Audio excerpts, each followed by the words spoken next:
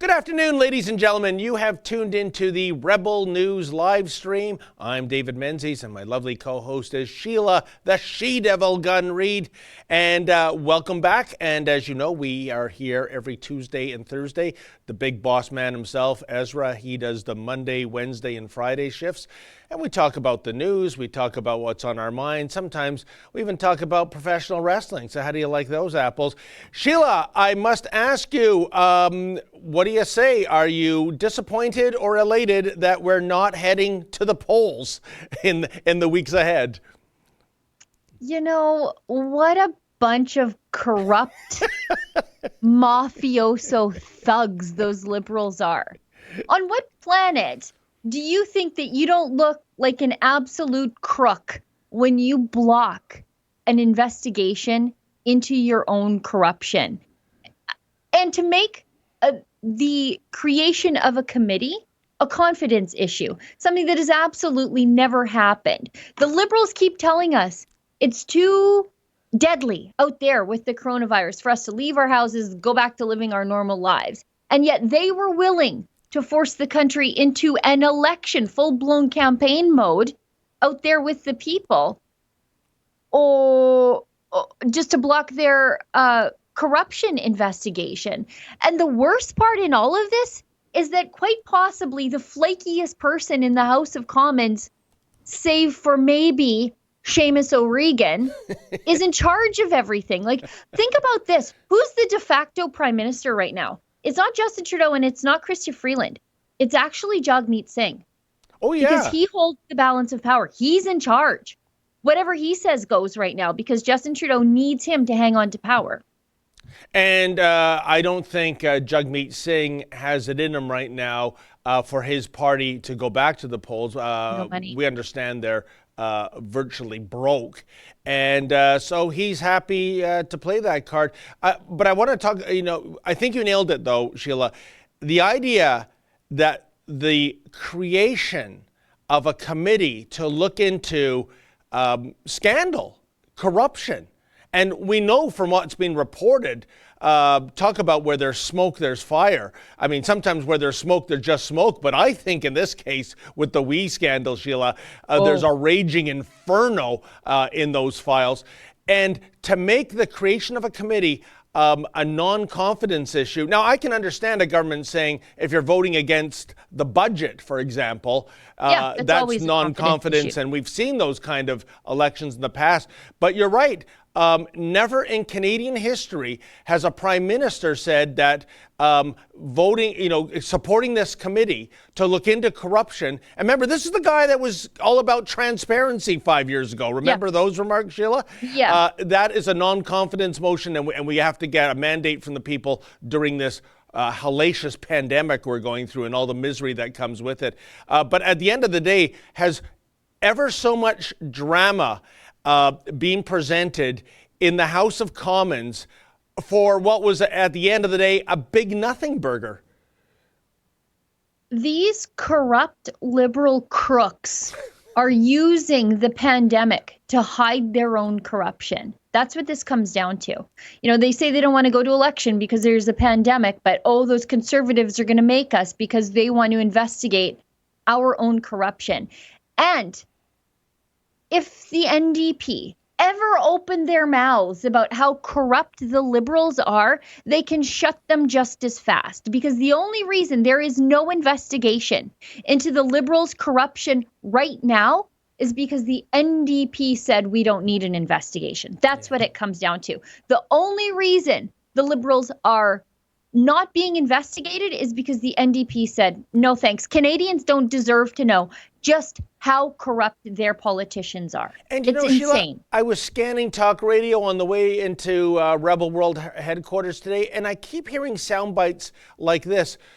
It seemed that yesterday the only adult in the room was Jagmeet Singh. Like, are you kidding me? He's the adult in the room? Is the bar that low, Sheila, that his performance in this makes him the adult in the room? He's the furthest thing from the adult in the room. You know what he is? He's just like Justin Trudeau and his grifter wife, Sophie, that he will do and say whatever he needs to say so that he can get access to whatever he wants. And in this instance, it's power. Yeah. And by the way, folks, if you think Sheila is being fast and loose with the language, please watch her video about Sophie Trudeau. You talk about the Uber swag hound in the Trudeau clan. She almost makes Justin and Mama Margaret look like amateurs. But, you back that up, Sheila. That's the other thing, too. I don't mean to get off on a tangerine here, but you showed in your commentary sort of something like $24,000 in terms of expenses and speaking fees. And, of course, this mysterious $240 in gifts. And this is stuff we know about the scandal, and people will say in this day and age of trillion-dollar budgets, that's, the change you find in the sofa, maybe. But the fact is, if this is what we know, goodness knows what they are actually hiding, in terms of 8, 9, 10-figure payouts to friends and cronies. That's what I think's going on, Sheila. We know Sophie Trudeau was paid at least that much because we released those documents to sort of preemptively kneecap a conservative investigation. But that's what we're supposed to take their word for, that they paid her. We really don't know. I mean, they're so in bed with the Trudeau family that I would never take their word for it. I wouldn't trust those people as far as I can throw them, and I'm not a big woman. And let's just go back a little bit here. Sophie Trudeau took $24,000 in expenses, and then prior to Justin Trudeau becoming the prime minister, speaking fees to speak at We Day events. But you have to remember, she's flying first class to these things. She's staying in luxury hotels, being put up by a charity that little kids are fundraising for because they think that money is going to help kids in Africa get an education, clean water, soccer balls, whatever. Instead, it's going to Justin Trudeau's rich wife to fly first class. And she donated her time, 15 minutes to give a speech nobody cares about, the kids don't want to hear. Whoopity-doo. What a humanitarian this woman is. Yeah. That's part of the scandal here. But we need to investigate because I don't believe that that's all that the Trudeaus were paid. I don't believe that that's all the communications were between the government and just what they're telling us. I don't trust them. We need an investigation, and the Liberals and the NDP blocked it. You know what they said? I saw sorry, David, I'm just ranting and I know I'm cutting you off. I forget which Liberal MP said it, but they said something to the effect of private citizens should not have to divulge what they are making and their business dealings, meaning Sophie Trudeau and the Trudeau family. They're just private citizens. There's nothing special or unique about them. Sure. Yeah, they're not making money peddling influence to enrich themselves. They're not doing any of that at all. They're just regular, like you or I, David. We shouldn't have to divulge our financial dealings whatsoever. It's amazing, the double standard and the hypocrisy, Sheila. But I'm going to take issue with one thing you said. You're not a big woman. That's true. But you are a strong woman, Sheila Gunn-Reid. And, maybe, Mr. Producer, for later, we can show a picture. This photo is, if you can find it online, folks, is actually in our bistro. It is Sheila Gunn-Reid putting Kian Bexley in a headlock for the ages. I'm telling you, if you missed UFC last Saturday, you ain't seen nothing yet. Poor Kian. I don't know if he knows that picture is on the refrigerator at the office. I've never seen that photo, but I remember it being taken. But if we can find it, that will prove my point that Sheila Gunn-Reid, not a big woman, but a very, very strong woman indeed. Now, Sheila, we've gone off on a rambling tangent here. At this point, you usually tell the folks the ostensible policy reason of what we're hoping to do on the live stream here. Oh, yeah, we're almost 10 minutes into the show. Yeah. Pound for pound, I am the strongest woman in all of news media, I suppose. Yes, what are we doing? During the pandemic, CBC, mainstream media, they all cut back their news coverage. At Rebel News, we thought, hey, there's more news than ever, actually, coming from all directions, and a lot more things to talk about. And frankly, and really unfortunately, a lot of people have a lot more time on their hands because they're locked out of the jobs that they want to go to or under reduced hours, or laid off. Maybe their businesses have closed forever, as so many have done and are predicted to do because of the pandemic shutdown. We decided that since there's more news than ever, we used to just do a live stream every Friday. It was Ezra hosting, or if Ezra was busy, it was David or I. But we decided, no, there's more people with more time on their hands and more news than ever. Let's do 5 live streams a week. David and I host Tuesdays and Thursdays. Ezra hosts Monday, Wednesday, and Friday, unless he's busy, and then somebody else steps in. And it gives David and I a chance to talk about the news of the day, which I think we would probably do anyway, because that's one of our passions, is news and the culture wars and politics. It gives our viewers a chance to interact with each other in the very lively community that is growing in the live chat every day. And it also gives our viewers a chance to do something that the mainstream media really doesn't allow their viewers, their few viewers, to do. And that is to leave a comment, because so many of the comment sections are closed on mainstream media stories. But it also allows our viewers to completely willingly, of their own free will, unlike what Justin Trudeau is doing with the media bailout, and unlike what Justin Trudeau does with the CBC, giving them $1.5 billion a year. You can support the work that we do by doing something called a super chat. And it's at the bottom of the live chat.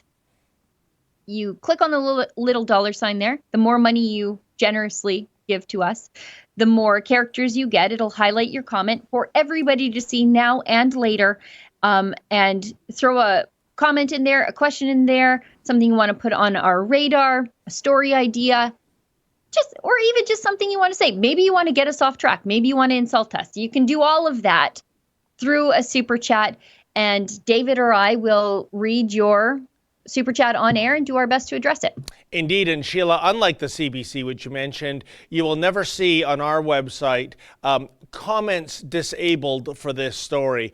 We've talked about this all the time, the chutzpah of the CBC. Yeah, they'll take your money, direct deposit, by the way, off your paycheck. But they won't let the great unwashed masses chime in. And speaking of CBC, I think one thing we should address right off the hopper, Sheila, it is the 5-year anniversary, although nothing at all to celebrate, of the assassination of Nathan Cirillo. But what was interesting, they gave the name of the assassin, but nowhere was it mentioned what was the motivation for this murder. Why was Mr. Cirillo killed in such a brutal way? And of course, and it was the same for the Trudeau Liberals that were weighing in with their tweets noting the anniversary. Because, Sheila, apparently you cannot say 2 words in conjunction with each other, which is Islamic extremist or militant Islamic terrorist, anything along those lines, and that the fact that this was radicalized Islam was the agenda. I mean, the gunner didn't know Nathan Cirillo from anyone else on Main Street, Ottawa that day, but we know that's the reason. Yet that seems to be expunged from what is now the history. It was probably expunged in the current affairs story of when the murder happened 5 years ago, Sheila. But it just has me nodding my head that we just, as I've always said, Sheila, if there's one thing worse than censorship, it's self-censorship. And when you see the media narrative going out of their way not to, dredge up, kind of uncomfortable narratives, well, they'll censor themselves. Right. You have to go really to international coverage to find out what the real motive was for Michael Zahaf Bibo, I think was his name. He was a recent convert to Islam. And if you look at some of the mainstream media coverage of the event here in Canada, initially they did report that, but after the fact, not so much. They went to his mom to talk about, how he has had these mental health struggles. And we have to remember this is happening at the same time of the rise of ISIS. And ISIS always encouraged lone wolf attacks. And really that's what this was. The mainstream media continues to downplay that this was a lone wolf attack Islamic lone wolf attack on the Canadian Parliament that took the life of one soldier and then subsequently another just a few days later. That's the go-to excuse, though. It's always mental health. These guys, they were mentally ill people just being exploited by extremists and radicalizing online, but they're really not motivated by radical Islam. It's their mental health. Sure, all of ISIS is mentally ill. Sure, you want me to believe that? I mean, I've seen what ISIS has done firsthand with my own eyes. That's not mental illness. That's evil. Yeah, and Sheila, isn't it so appalling that you can't report these facts, and that's what they are, facts. Heck, you can't even ask the query. I mean, and I think back to, maybe we can get a clip of this later in the show, but when Efren and I went on to the Danforth 2 years ago to do streeters after that massacre that happened on the Danforth, and it was indeed looking very much like a person who was motivated by radical Islam. And the news peg was that CBS News in the States was reporting that the assassin was somebody visiting radicalized websites. And I ran into, well, she came to us, we didn't come to her. It was this, she was like a force of nature of SJW insanity. It was a high school teacher, Katya Barchevsky, I think her name is. And she was literally, folks, screaming at us, even for asking the question of, what do you think about this most recent CBS report? And I think when we shut down the pursuit of truth that way, it doesn't do anyone a service. And clearly, Mr. Producer, quick as a bunny as always, has the clip. Just watch what happened to Efren and I 2 years ago on the Danforth for having the temerity to ask a question. That's just awful.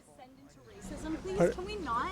Excuse? This is a moment for our community. Can you please not descend into racist things right now? Please. What? I'm sorry. What did I say that was racist? Don't come here.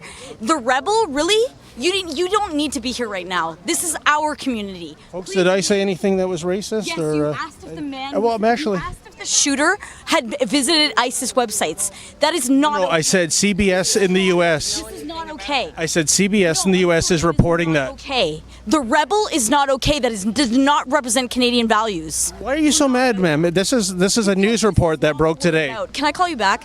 This is not what we're about. I'm sorry. This is not what Canada is about. Canada is not about racism.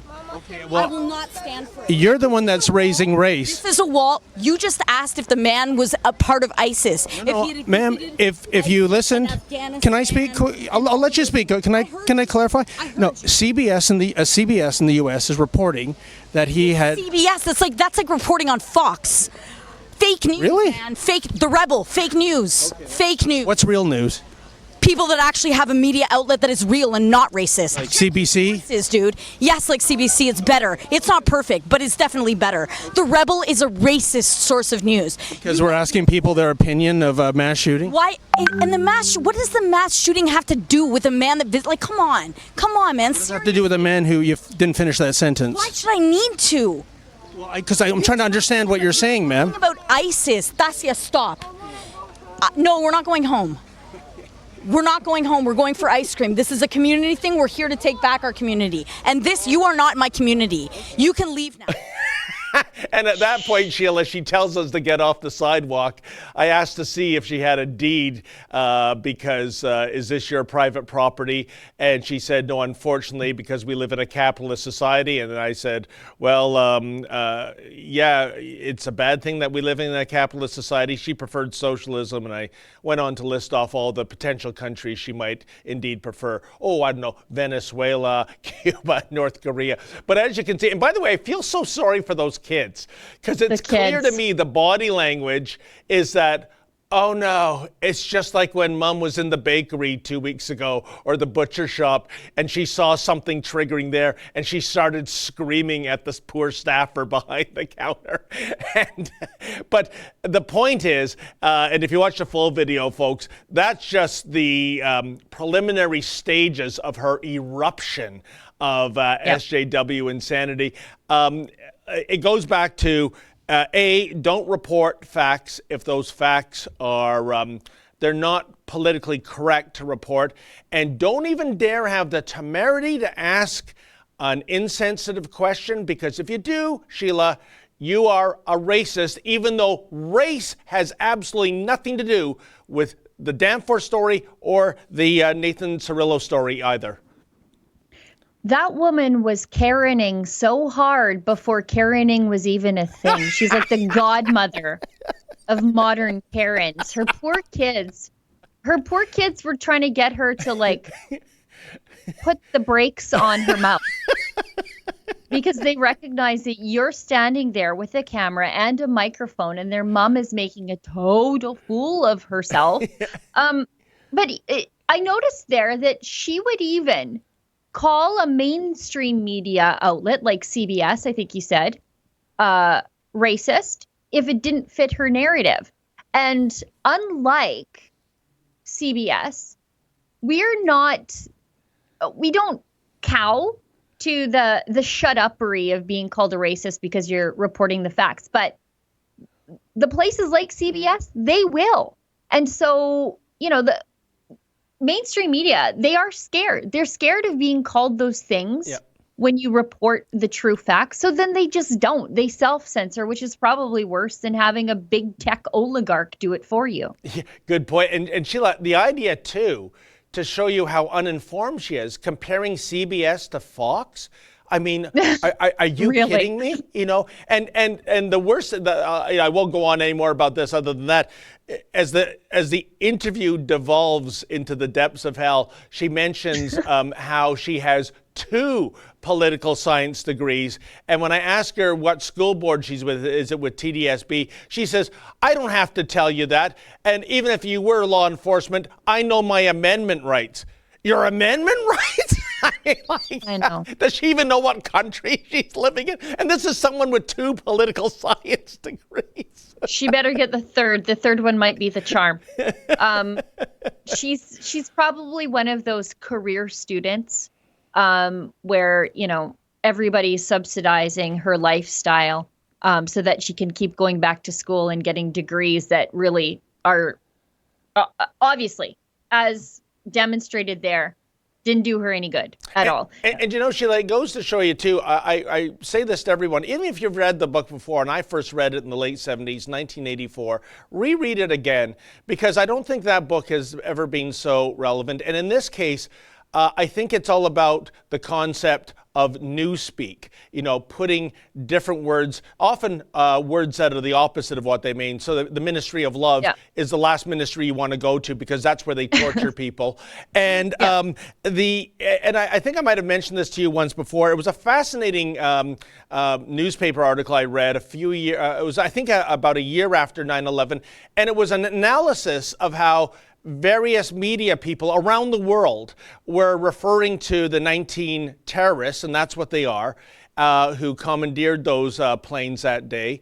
And certainly, Sheila, I think the T word, as much as it's poo-pooed by the liberal left, I think if you hijack an airline and fly it deliberately into a skyscraper, I think that meets the benchmark of terrorists. But it was showing that how over the months, the language would get watered down. So the terrorists became extremist, and extremists became militant.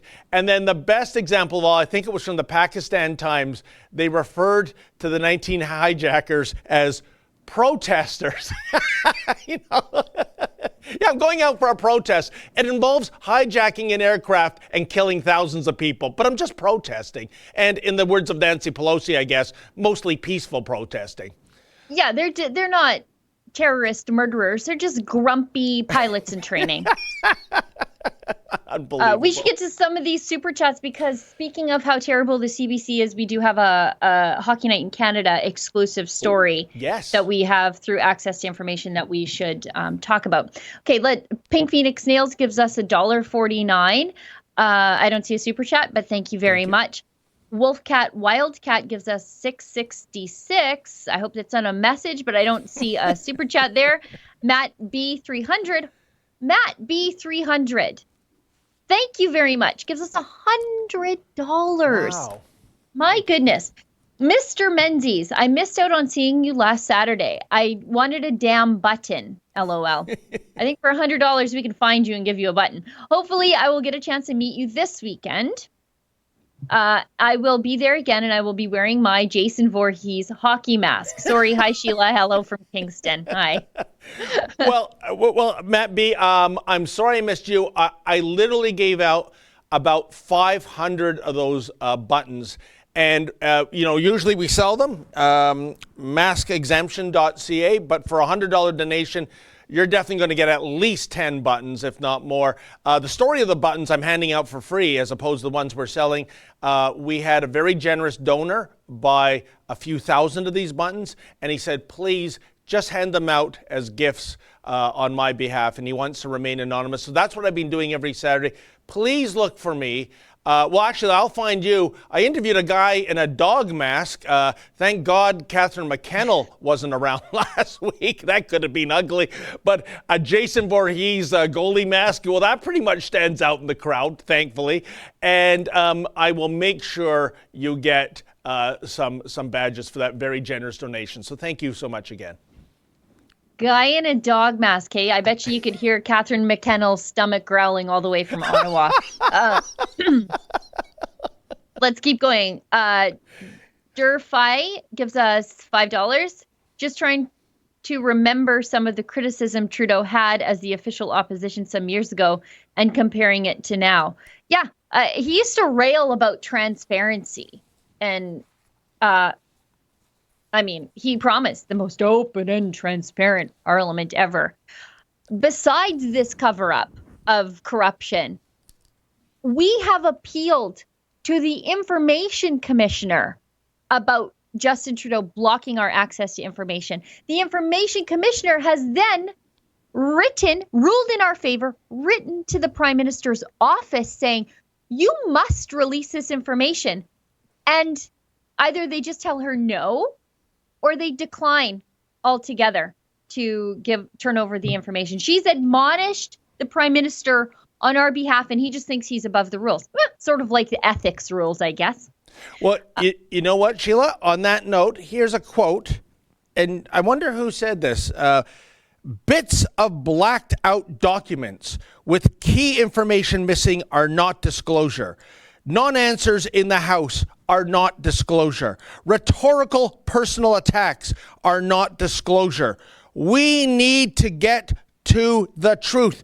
Who said that? Aaron O'Toole, Jagmeet Singh? No, that was from about 5.5 years ago.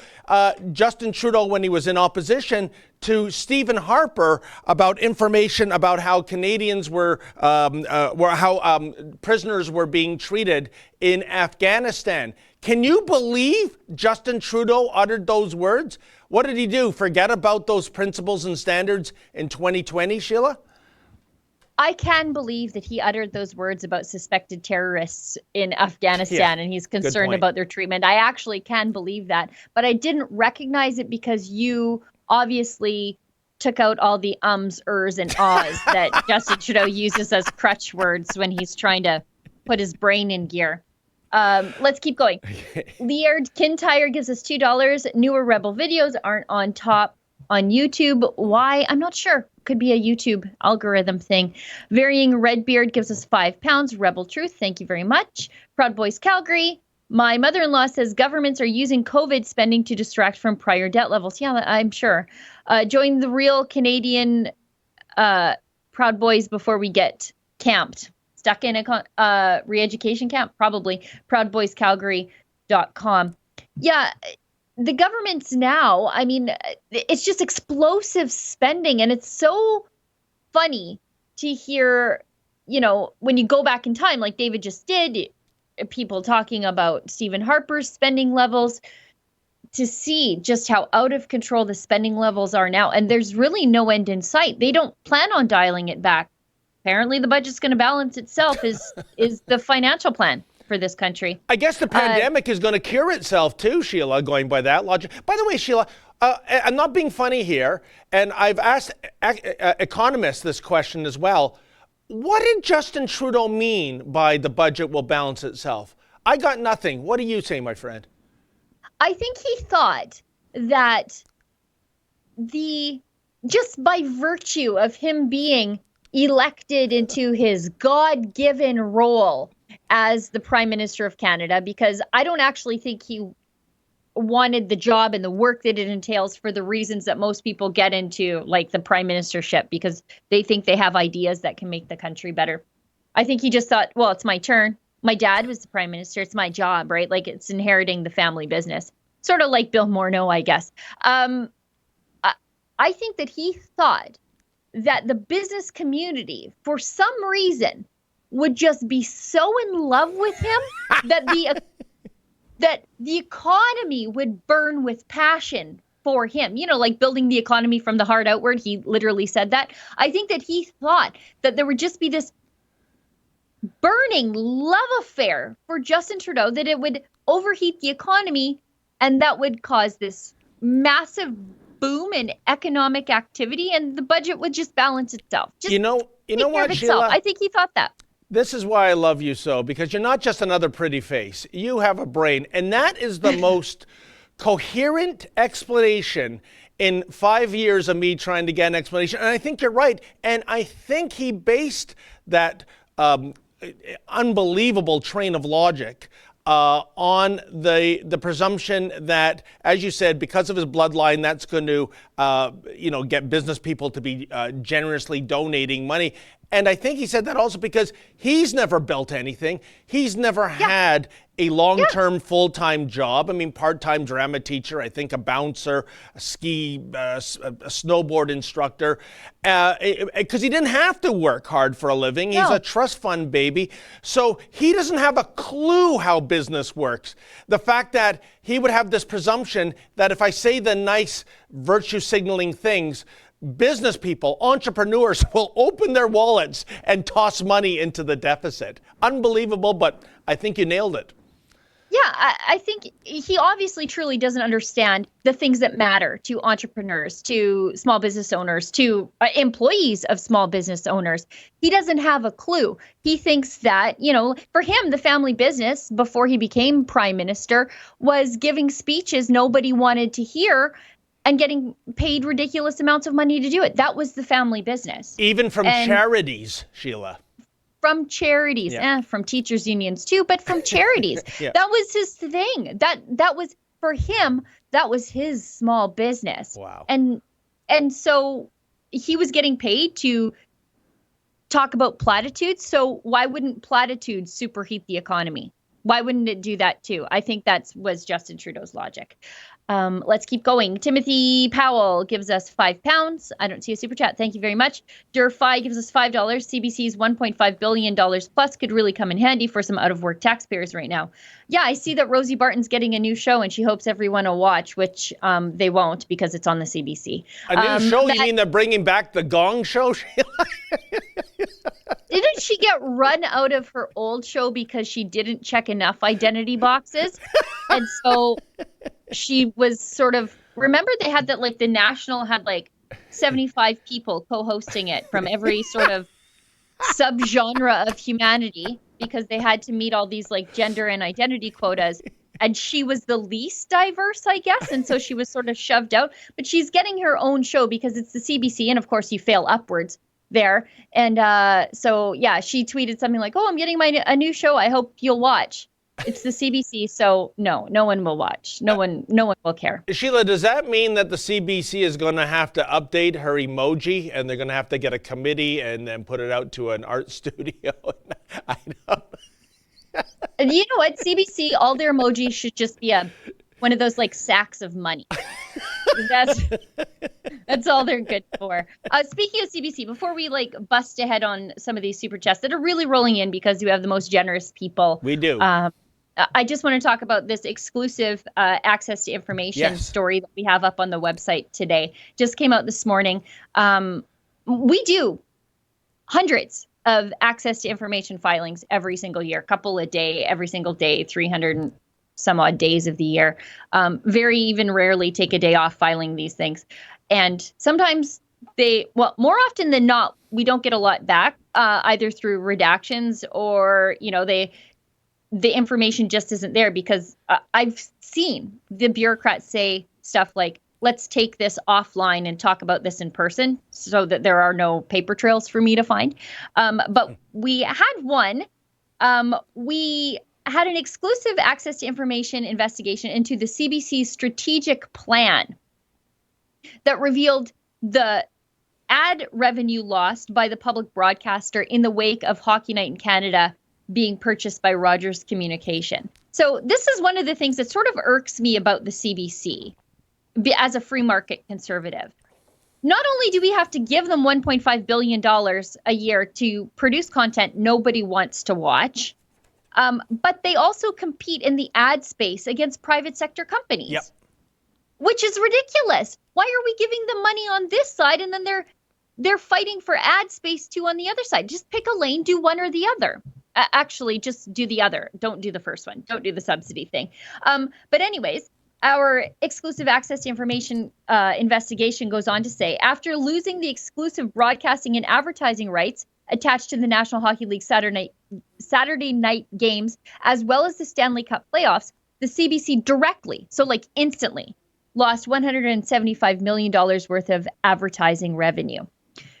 So the thing here is, though, that it doesn't matter to CBC, because if at Rebel News, if we lost $175 million in ad revenue because nobody wanted to watch the content we were buying, or we were outbid on something, that would be the end of us. Everybody would be fired. If we were still alive, it would be under completely new management. Everybody involved would, just nuked. Everybody would be gone.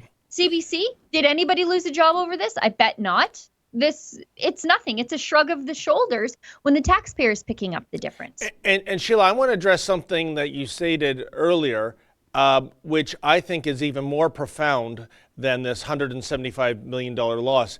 And that is the fact that the fallacy, the conflict of interest that exists when we have a state-subsidized broadcaster. In other words, if you owned a private, if you were the owner of a private TV broadcaster or a private radio broadcaster, in effect, you are paying taxes that are funneled to a competitor, i.e. CBC TV and CBC Radio, to put you out of business.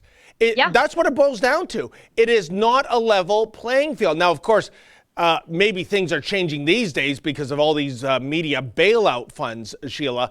But historically, going back decades, this was the unfair advantage CBC had. It was getting government money, i.e. taxpayer money, that they could use as a cushion to unfairly compete against TV and radio broadcasters in the private sector. It is completely, inherently unfair. Yeah, I mean, where's the Competition Bureau on this kind of stuff? Yeah. You know, and it's CBC, so they get a pass on everything. When they violate their broadcast license, which they did by canceling the 6 o'clock news broadcast during the pandemic. I know, nobody noticed. But if you did, they violated their broadcast license. But they aren't going to face any consequences for it because they're the CBC. If another network did that, they would be facing serious penalties, fines. Their broadcast license would be in jeopardy, but it's the CBC, so whatever. And Sheila, maybe there was a historical reason with a little bit of merit for this kind of subsidization. I'm talking about going back, say, 75 years ago, right? That Canada is a huge country, not very heavily populated. And, you know, it doesn't make financial sense to have a national broadcaster, at least in the beginning. We've got to, you know, subsidize this broadcaster to get our signal out.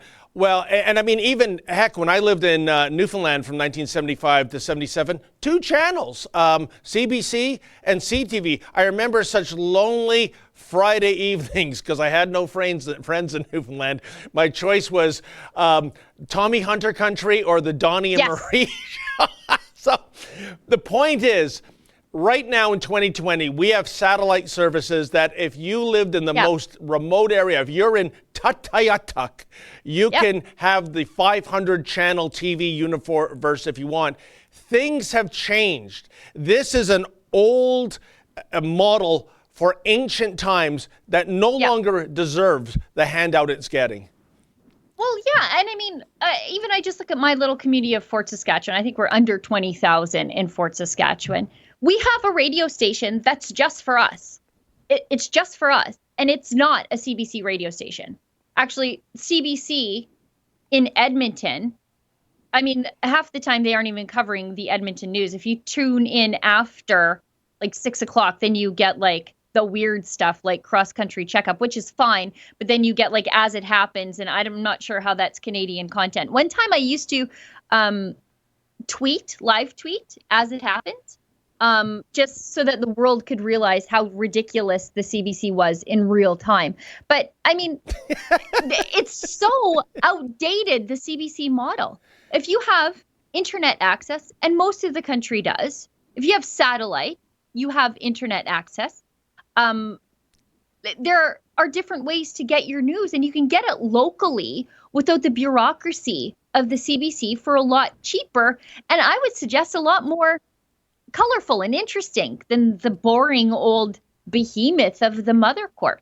But sorry, go ahead. Oh, and Sheila, and let's not talk about how larded it is. You know, a couple of years ago, I tuned into the very tail end of As It Happens on radio, and the two co-hosts, so the co-hosts, they're giving the credits, and they go, we would like to thank our producers. And, you know, I raised the Spockian eyebrow. Producers, plural. You need 2 producers for 2 hours of radio. He goes on to name 5 producers, and I'm gasping. And then his co-host chimes in and names another 5 producers. 10 producers for what, 2 hours of radio? To put this in perspective, folks, in the private sector, it would be 1 producer for 2 hours of radio. And CBC, 10, and you're paying for them. I was listening to a CBC podcast, don't ask me why, but I got to the end of it, and they roll the credits or say the credits, and it was like 5 or 6 producers, and I'm like, you guys don't know how to use Audacity or GarageBand? Like, why do you need so many producers?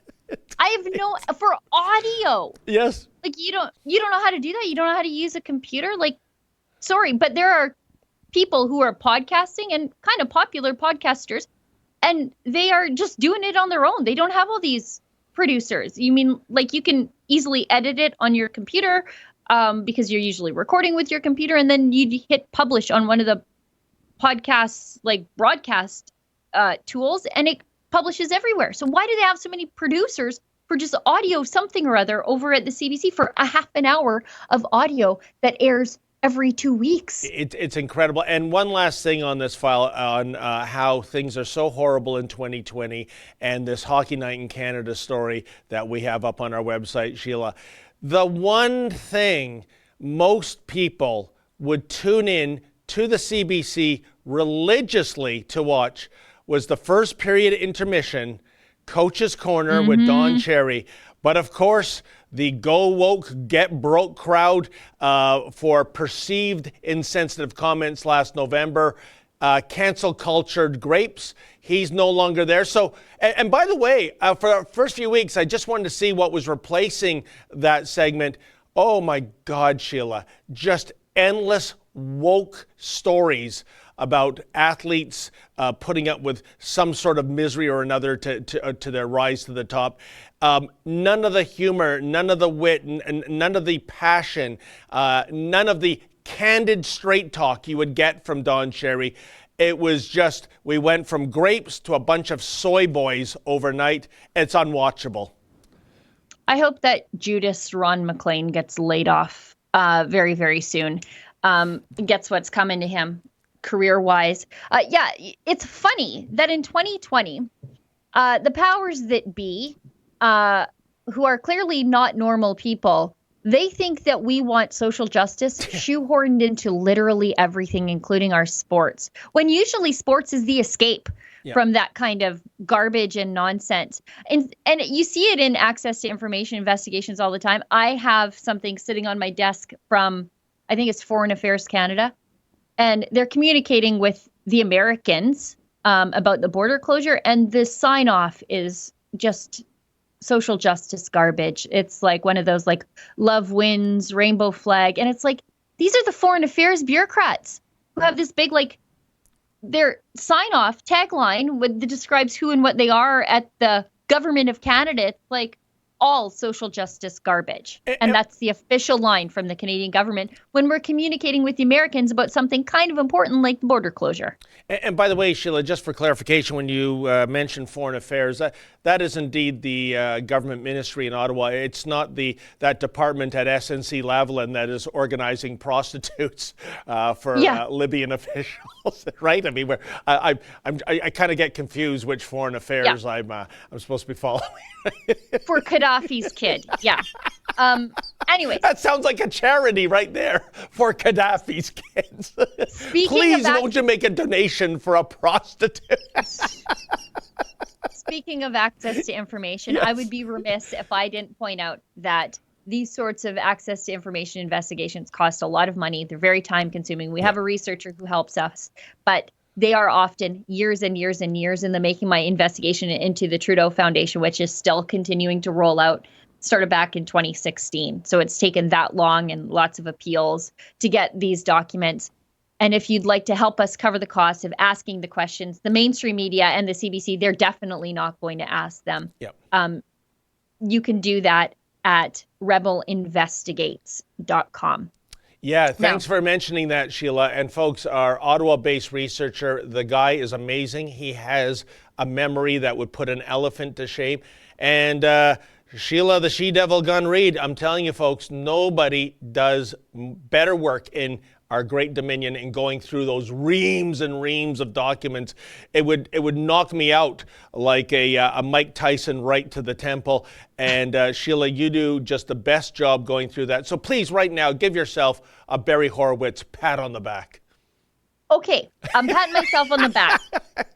But I got to tell you that going through those documents would be absolutely insufferable if not for the help of our researcher, who also leaves pretty funny little notes on stuff. Like they're pretty funny. So you're always getting like a little joke. It's like, this is boring, this is boring, this is boring. Oh, that's kind of funny. Like it's good. He makes it interesting. So if he's watching, thank you. Yes. Thank you. I couldn't do it without you. Let's keep going through these super chats because David, there's 13 minutes left in this show. Oh my goodness. Jeez. What happened there? We've got Matt Eagles gives us $5. Have you heard about Alberta teaching young students Chinese culture, younger generations, like up to grade 3? It's unreal.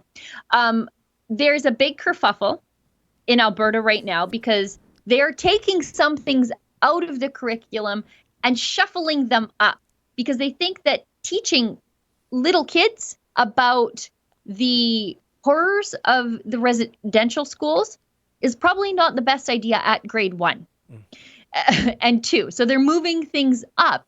And the left, who want to make sure that you have young people feeling really bad about Canada really early, they're up in arms about that. Cian was actually at the legislature yesterday, and he was able to ask our education minister questions about this and the changes in the curriculum, which I welcome them. That should be up later on today. And Cian's doing some very good work at the legislature, asking fair questions, and he is ruffling a lot of feathers in the press gallery there because they don't like the kinds of questions that Cian asks, because Cian asks real questions, not gotcha questions, and questions that Canadians want answers to. Incredible. Scott Coulter gives us $5. Don't see a super chat. Thank you very much. Mark Leskaler, I hope I said that right. RCMP not longer in Parliament Hill since this event. I think we're talking about the terror attack. I'm not sure if the RCMP are not doing the security there. I think they are. Mike 519 gives us $10. Rebel News is number 1. Hope to see David in Toronto again at the protest. I'll bring you a hockey stick for you. What-handed are you? David, you shoot right-handed, right? I shoot right when I'm playing out, but when I'm a gumper, I shoot left, because to switch the hockey stick around to shoot right, like Mike Leute used to do, the great goaltender of St. Louis Blues, I'm not nearly as coordinated as that. So I guess in a way I'm kind of ambidextrous. What do you think about that, Sheila Gunn Reid? I believe it. I believe it. Your wires are all crossed up in there. Sneaky Beaver gives us $5. David's best trigger victim was this young person this summer when you asked about his or her genitalia. I remember that. That was golden. And she went to the cops to have me arrested and said I was going to be fined $25,000. She thinks that the police are the enforcement agents of the Ontario Human Rights Tribunal. And this is somebody that wants to abolish the police but goes running to the police. Yeah, abolish the police unless my feelings are hurt. Timmy Two Fingers gives us $20. Keep up the good work. Shout out to the Rebel fans. Yes, we couldn't do anything that we do here at Rebel News without the support of our viewers at home. And I'm happy for that because it keeps us in touch and it keeps us grounded. And it helps us remember where we come from. And if we get something wrong or if we say something a little bit off, we hear about it like instantly. And we appreciate that. I'd rather get in trouble from the fans than from the boss. Oh, yeah. That's for sure. Me. No. Ezra's a good boss. He is. I'm just saying that I would rather hear about it from the people than have Ezra do the disappointed dad routine on us. But the fans can't fire us. I don't think they can do that. Tree Climber gives us 99 cents. I don't see a super chat. Durfy gives us $2. People have made some words all but meaningless. Yes, that's true. Like racism, sexism, even violence. Violence is sort of a meaningless word now. Matt B300 gives us $20. Thank you very much. I will find you, I promise. I had a bus to catch out of town at 1, so I could not stick around. Took forever to get from the bus station past YDS. Save me a button or two. I will be in my Rebel News hoodie as well. Oh, fantastic. Well, I would like a Rebel News hoodie. Why don't I have a Rebel News hoodie? I didn't even know we were selling that swag, or did Sophie Trudeau clean us out? I'm a swag hound, like when it comes to T-shirts and hoodies. Like Sophie Trudeau. I got a little Sophie in me when it comes to like hoodies. I'll snatch them. I love them. There you go. And now, are we caught up on Super Chat, Sheila? Not even close. Benjer's Beehive, $5. Windsor local business may choose to extend their restrictions beyond the regulations outlined by the Windsor Essex Health Unit, province, or local municipality. Interesting. Wolfcat, Wildcat. And you know what? If businesses want to extend their own mask rule of their own free will, that's fine. I don't like the forcing the rules on the unwilling businesses. That's the one that I have a problem with. Indeed. Wolfcat Wildcat 666 in honor of our current government, all three parties. Kane Enmark gives us $5. I love David's new. Okay, we'll just stop here. We'll go to David's new video after I read this super chat because it's so great and I have lots of things to say about it. Kane Enmark gives us $5. I love David's new video. Those natives not so nice to Teddy Bear David. Shame on them. That was a crazy video, and I've got lots of questions that I have an Freedom of Information request in my heart that we need to file, but we'll talk about it after. Maybe Mr. Producer can show a clip of it. When you say harm, is it they would be triggered by questions, perhaps, or just your white male presence in this space? Oh, you're in a public space. Actually. Well, according to the city, you are, Matt. Can you go and do your research? This land is under claim 2015. Mississauga Credit First Nation chief put in a claim called the Rouge Track claim. Go and research it before you come back, okay? Hi, officer. My name's David Menzies with Rebel News. We were just trying to do a report. Yeah, I don't want to be on camera, buddy, so... Oh, okay. All right. Well, can we walk through there? The people there, sir, are claiming that we're not allowed to walk there. Don't walk on their campground. Try to avoid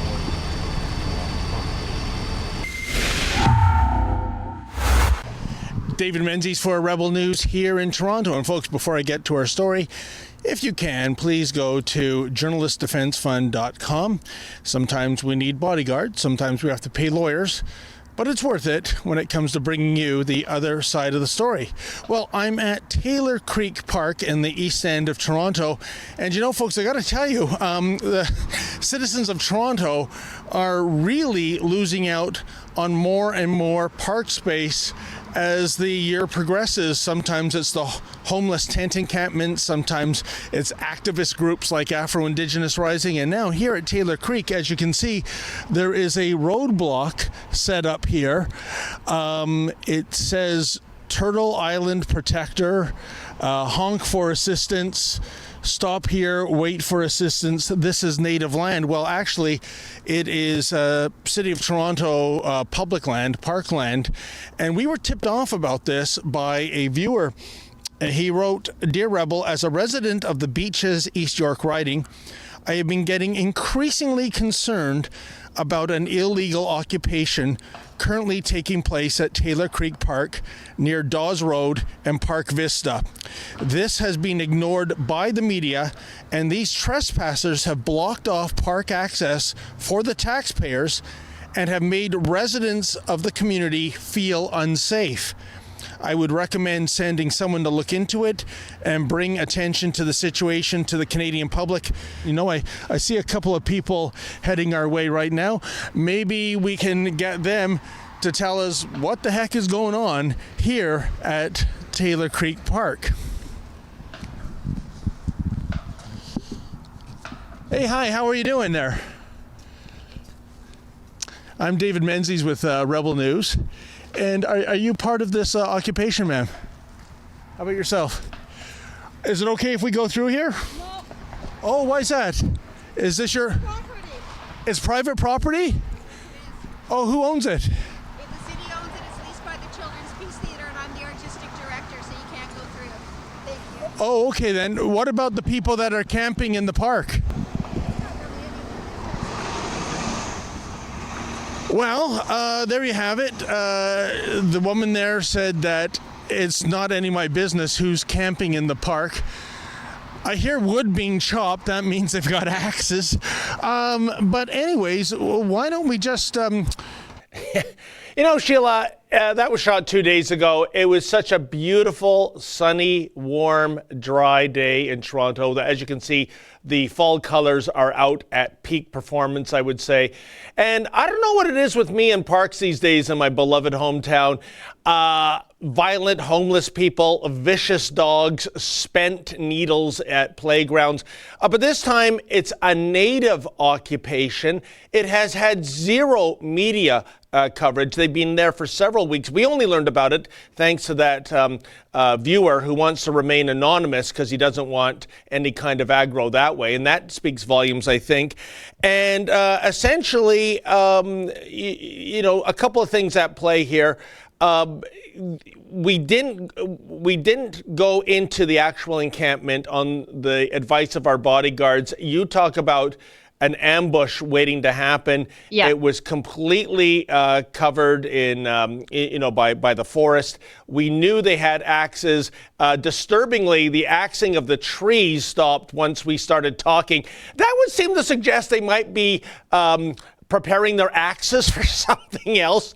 And speaking earlier of Jason Voorhees, I've seen enough Friday the 13th movies to know not to go into that kind of thing. But at the end of the day, it is an absolute disgrace. The City of Toronto, what they said to me when I reached out to Brad Ross, and I'm not blaming Brad Ross, he's a spokesman, he's conveying what his political masters are saying, is that they are aware of the occupiers.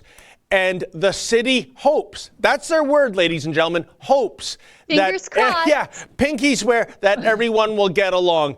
And it was too dangerous, clearly, for us to go into that encampment. We don't know how many tents and shacks there are. We don't know how many people there are. We do know they have weapons. And when we went to the police, I was about to ask him if he could kindly escort me. By the way, not private property, folks. You saw the big sign, welcome to Taylor Creek Park. This is public parkland. And, you know, Sheila, it is yet again, it's a microcosm of what's happening all over Canada when activists just say, we're here, we're not going anywhere, we represent the such and such, we have a claim to this. And this is what happens when you have governments that refuse to govern and law enforcement that refuses to lay down the rule of law. the people, the tax-paying public, lose out. And by the way, if they do own this land, Sheila, as they claim, and they don't, but if they do, one, show me the deed, and please show me the last time you paid taxes on that land, since you're now the land barons. That's what I want to know, Sheila. Do you know who I have a real problem with in all of this? The Children's Peace Theater. Some peace. When I was first watching the rough copy of your video, I was like, who is that lady, the artistic director of the Children's Peace Theater, who apparently has some sort of sweetheart deal with the city to use part of that land, and has now decided, okay, we've got this deal with the city to use part of the land for something as benevolent sounding as the Children's Peace Theater, and we are just going to let a bunch of lunatics, lawless lunatics, on the land there. So I stopped and I'm like, who's that lady, the artistic director of the Children's Peace Theater? Well, her name is Karen. Her name is Karen. And I'm like, that's perfect. Well, I guess that settles it. Karen is rest in peace. Moving on, I believe Mr. Producer showed us a few weeks ago that there was no girl born in the United States in 2019 that received the name Karen. And I apologize, believe me, to all the good-hearted, lovely Karens out there. You know what? Just have fun with it. But she's living up to the stereotypical Karen, isn't she? I want to file a Freedom of Information request with the City of Toronto to find out what sort of deal they have existing with that Children's Peace Theater and what becomes of that deal if Children's Peace Theater decides to sublet it for free to a bunch of lunatics. Oh, Sheila, could you please, and as part of that FOI, writing it down, could you ask for the actual boundaries, the land survey of what is leased and what isn't leased? Because I can tell you, that was a public trail in a public park that we were walking through, and we were told you were not allowed to advance. And there was an insinuation that advancing would be anything but peaceful. You know, I always have a little distrust for organizations using the word peace. It's kind of like those nations in the world that are called the Democratic People's Republic of blank, and there is no democracy. It's actually a dictatorship. And the people don't get any say. No. That one protester or squatter, however we would describe them, told you to come back with your research. Yeah. Well, listen, sister, don't threaten me with a good time. I'm about to wipe the daylights out of the city of Toronto. Beautiful. Let's get through some of these super chats because we're 2 minutes past the hour. We still have a ton of super chats, and we didn't even get to see the fun the Latinos for Trump ad, which I ripped the audio and I made it my ringtone for when Ezra calls me. So maybe we'll go out on that one. Okay. Let's keep. Okay. Yeah, we don't do cute dog videos on this hour. Trump's dancing was made for that Latinos for Trump video. Okay. It's so good. Right. I'm sorry. Okay, Jeffrey Cap gives us $10. CBC was established to meet a goal met years ago. Yes. So we don't need CBC. We have CTV, cable channels, private radio streaming, etc. Yes. But because we have all those things, Justin Trudeau wants to tax streaming now.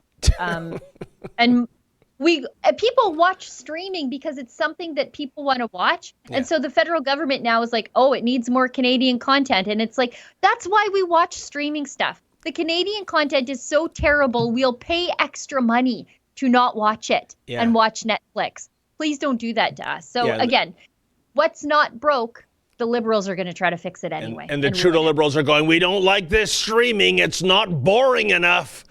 Yeah. Not realizing why we're all watching streaming. It's because it's not Murdoch Mysteries. Jose Sanzana gives us $20.99. Trudeau needs a speech therapist. He's so ridiculous he doesn't know what end of the horse to feed the hay to. My mom has a colloquialism about that, but I'm not going to say it. Matt B300 gives us $5. Donnie, I guess you mean Don Cherry. I miss you, proud Kingstonian and Canadian. Love listening to his uncensored podcast. He knows his hockey and is from the heart of it. Yeah, what a talent they got rid of. Trying Lilies gives us $20. Thank you very much. Keep up the great work. CBC is against rational thinking and logic. Well, I mean, if you want to watch CBC, great. If you don't want to watch CBC, that's great too. I just don't want to have to pay for it. Georgie gives us $5. Hey, David, I remember seeing you last year at the Toronto Police Headquarters. I was right behind you. Hi, Sheila. Hi, Georgie. Patriot Linda Toronto gives us $10. I don't see a super chat, but then you do super chat us in the next one for another $10. Imagine, if you will, a virus so dangerous that you have to be tested to even know you have it. Yeah. Speaking of which, Jason Kenney was exposed to it because the Alberta Municipal Affairs Minister has contracted it and has very, very minor symptoms. Jason Kenney was exposed to it. He tested negative, but as per his own rules, now he has to self-isolate for the duration of, I think, 10 or 14 days. So that makes no sense. You said he tested negative? He tested negative. I don't. Yeah. I know. It seems like overkill, but could you imagine if he was like, okay, I tested negative, back to work? What are they worried that it's a false negative? I guess that's why they say continue to self-isolate even though you test negative. But then if that's the case, then well, maybe we have a problem with the efficacy of these tests now, don't we? Unbelievable. C182 OPR gives us $5. Foreign Affairs, the whole department dedicated to Sophia and Idris Elba. Yeah. MEC gives us $5. Broken system if government can get away with all of this. Any thoughts? Randy Hillier, Rocco, and Maxime in Toronto yesterday. Love Rebel. And thank you. David, you have a video coming out about this. I do. I think later today, maybe. Yep. Yes. Yeah. So please, MEC, stay tuned. Also, Yankee, whom you may all remember from a one-time appearance here on the live stream, has told you all to be sure to like the stream. That helps us get up further in the YouTube algorithm. And there's a bunch of you on there. There's 1,100 of you. Put some likes down there. Now, Sheila, you weren't insinuating that one-time appearance by Yankee is like a one-and-done appearance. Maybe Yankee will be back sometime, or... I welcome a reappearance from Yankee, and I think the lady folks do because he's still single. Durfi gives us $10. Regarding the park, been curious about how this system works. The government making promises 150 years ago, I can understand, but some politician from a band can just make up a claim in 2014 and start a protest. Yes, I believe that's exactly how it works. Yep. The Sting guy gives us $2.79. Are you going to be streaming the debate tonight? Yes, thank you for asking. Apparently, I'm going to be on air live the entire day. I'm never getting out of this chair because after I go off live here, I then start working on the rest of my work. I've got stories to get out and things to review and people to email. So I'll just be firmly planted to this chair, eating the odd chunk of cheese and pepperoni until sometime in the wee hours of tonight, because we are streaming that debate live tonight. So it'll be myself and Ezra, and we hope that you'll all tune in because I'm very excited. 8:30 Eastern. Correct. Thank you very much, Justin. And I think, we've got one more super chat. James gives us $20. Jason Kenney announces today new traveler COVID testing at airports to reduce isolation from 14 to 1 to 3 days when returning to Alberta. Thank you for saying that, because Jason Kenney has been very strong on our airport issues. Instead of just saying, well, the federal government's not doing anything. He actually has decided to do stuff. So when the federal government wasn't doing enhanced screening of travelers at the airport, because that's how COVID got into our country. Let's be real here. It didn't just come in on the breeze. It came in on people coming into our borders. He enhanced screening at the airport, and now he's enhancing traveler COVID screening so that there isn't just this catastrophic shutdown of your life when you come back to Alberta. If you've had to travel abroad for some sort of reason, it's just 1 to 3 days, which is fantastic. And Sheila, I'm going to give all of us at the Rebel a little Barry Horowitz pat on the back, because we were always on this file in the early going back to actually January, if you can believe it. You were. And well, thank you. The fact of the matter is, I think some of our exposure actually changed policy. Do you remember when we got the medical digital thermometer and went to the airport, and it was a flight coming in from China, and we started testing everybody for their body temperature on their forehead? Not a single person objected, by the way, which I think might have been one of the reasons they didn't go this route. When I reached out to the ministry responsible for this file in Ottawa, they said, well, based on our experience with SARS in 2003, we found the remote temperature taking ineffective. Well, guess what, Sheila? A couple of months ago, they are now doing remote temperature taking. Again, it's uncanny how the science evolves in a matter of weeks, isn't it?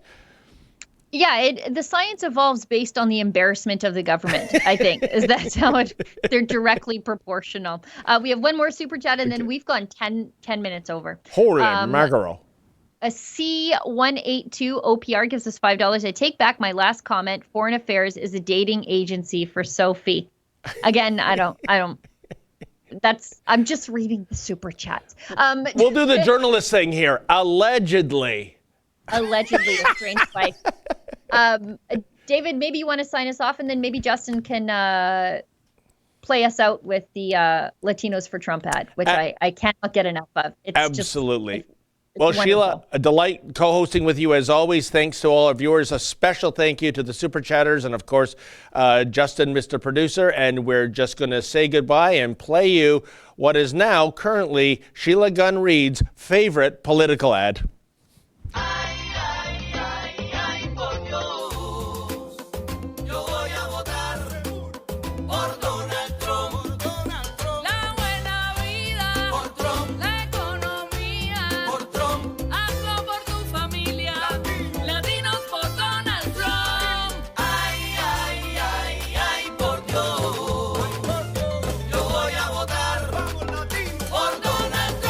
I'm Donald Trump, and I approve this message.